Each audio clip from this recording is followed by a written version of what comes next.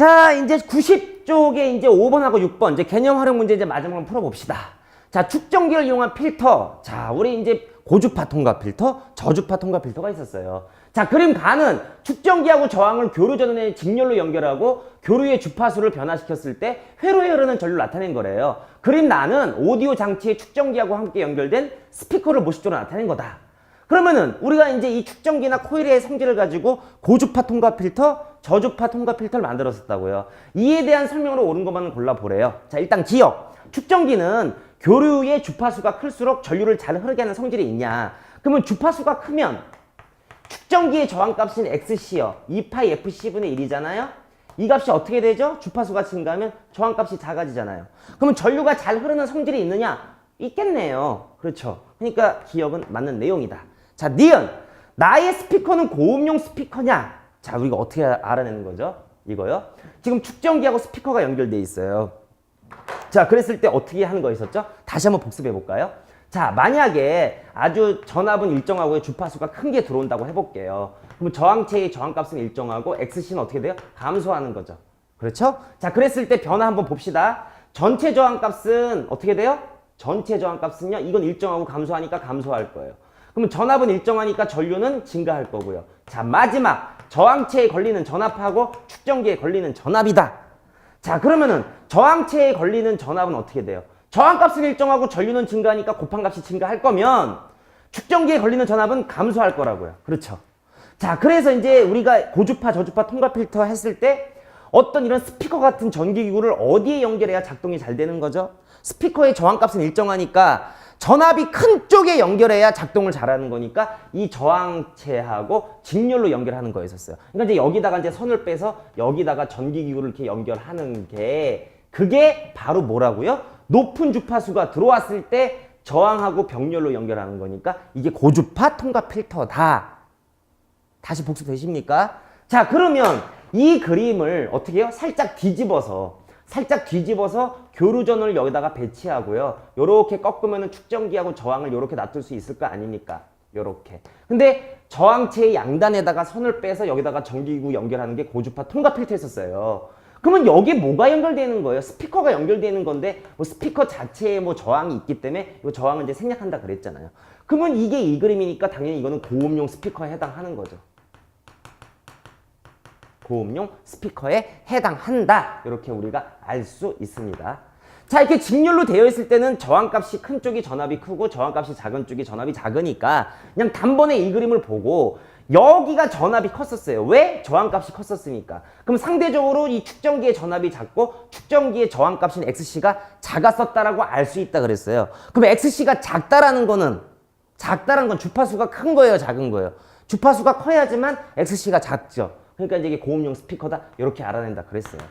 자, 다시 한번 복습이 되십니까? 이렇게 여러분이 하셔야 됩니다. 그러면 니은의 나의 스피커는 고음용 스피커냐? 맞겠죠.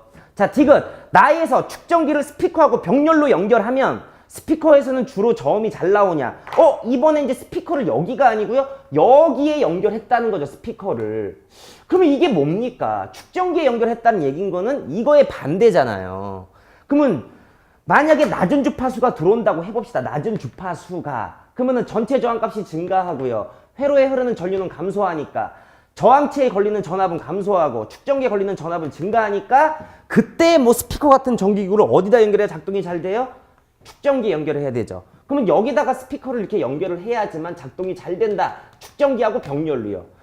그럼 낮은 주파수가 들어왔을 때 축전기하고 병렬로 연결하는 거니까 이게 저음용 스피커였었잖아요. 그러면 이거를 여기다 연결하면 저음용 스피커겠죠, 당연히. 그럼 저음이 잘 나오는 겁니까? 잘 나오겠죠.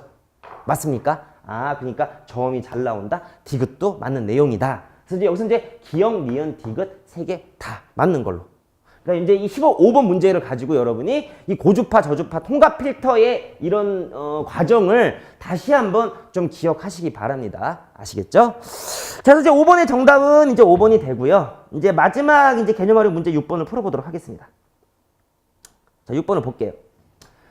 자, 그림은 두 개의 스피커로 구성된 오디오 스피커의 내부 구조를 나타낸 거래요. 자, 여러 주파수의 음성 전류가 흐르게 되는데 이때 고음용 스피커는 주파수가 큰 음성 전류를 잘 통과시키지만 주파수가 작은 음성 전류는 잘 통과시키지 못한다. 반대로 저음용은 주파수가 작은 음성 전류를 잘 통과시키고요. 스피커 A는 고음용 스피커로 사용하고 스피커 B는 저음용 사용을 했을 때 각 스피커의 직렬로 연결할 전기 소자로 옳게 짝진 걸 골라보래요. 그럼 이제 여기가 직렬, 이제 여기가 스피커랑 병렬이죠. 여기 직렬, 병렬일 거예요. 그렇다면 이제 요렇게 이제 제가 그려볼게요. 요렇게요. 자, 요렇게 있을 때 요게 스피커의 B, 요게 스피커의 A에 해당하는 건데, 자, 여기에 이제 직렬로 연결할 게 뭐냐 그 얘기인 거 아닙니까? 그리고 이제 여기 뭐 저항체가 있겠죠. 여기 네모 칸에 들어갈 건 뭐 저항체일 거예요. 그렇죠?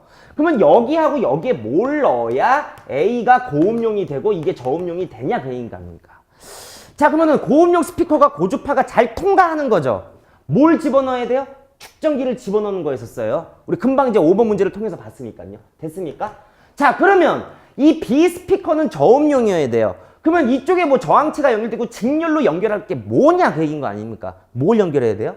아, 코일을 연결해야 저음용 스피커가 되는 거죠. 맞습니까?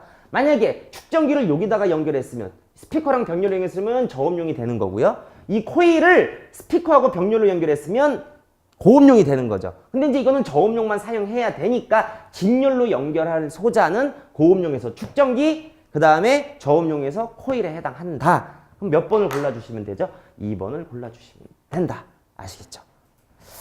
자, 이제 5번하고 6번을 통해서 이 전기 신호의 조절이 되는 부분, 고주파 통과 필터, 저주파 통과 필터. 조금 어려운 내용이에요, 여러분. 그러니까 이제 잘 좀 정리해서 알고 계시기 바랍니다. 그래서 이제 여기까지 이제 그 개념 활용 문제, 정보의 전달에 해당하는 개념 활용 문제를 풀어봤고요. 이제 다음 시간에 이제 다음 내용으로 여러분 찾아뵙도록 하겠습니다. 오늘 여기까지 듣느냐고 수고하셨습니다.